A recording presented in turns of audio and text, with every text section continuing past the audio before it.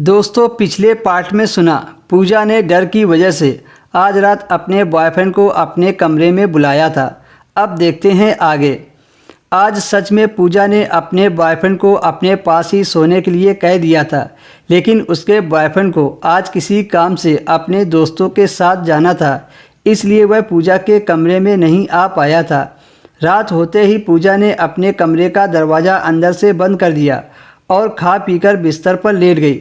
Office की थकी हारी पूजा लेटते ही गहरी नींद में सो गई। जब पूजा गहरी नींद में सो रही थी तब उसने महसूस किया कि आज फिर कोई उसके शरीर को छू रहा है। पूजा ने हड़बड़ा के आँख खोली तो देखा आज फिर से पूरे कमरे में अंधेरा था। इस वजह से पूजा को कुछ दिखाई नहीं दे रहा था। पूजा इस बात से हैरान थी कि वह तो लाइट ऑन करके सोती है और रात को जब उसके बिस्तर पर कोई आता है तो कमरे की लाइट बंद करके अंधेरा कर देता है। पूजा उस आदमी से अपने आप को बहुत छुड़ाने की कोशिश की, पर वह छुड़ा नहीं सकी, बल्कि उस आदमी ने पूजा को अपनी बाहों में जकड़ लिया। पूजा बहुत छटपटाती रही, पर उसने पूजा को नहीं छोड़ा।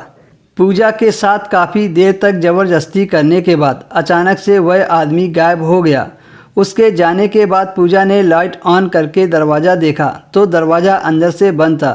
पूजा डर के मारे कांपने लगी कि आखिर यह सब उसके साथ क्या हो रहा है। अगले दिन सुबह पूजा अपने बिस्तर पर ही बैठी थी। वह सारी रात डर के मारे सो नहीं पाई थी। पूजा डर के मारे अपने कमरे के चारों तरफ देख रही थी, पर क्या करती, पूजा को ऑफिस तो जाना ही था। तभी वह जल्दी से तैयार होकर ऑफिस के लिए निकल गई, लेकिन आज पूजा ने ठान लिया था कि वह सच्चाई का पता लगाकर ही रहेगी। ऑफिस से छुट्टी मिली तो वह घर आ गई तो उसने अपने बॉयफ्रेंड नीलेश को फ़ोन लगाया तो पता चला कि उसका बॉयफ्रेंड नीलेश सुबह तक आएगा।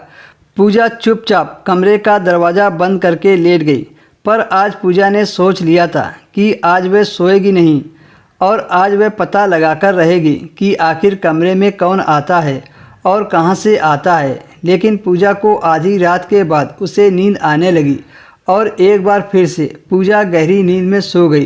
तभी उसको किसी ने फिर से पकड़ लिया, पर आज पूजा टॉर्च लेकर सोई थी। जब उसने टॉर्च लगाकर देखा तो उसकी आंखें फटी की फटी रह गई, क्योंकि वो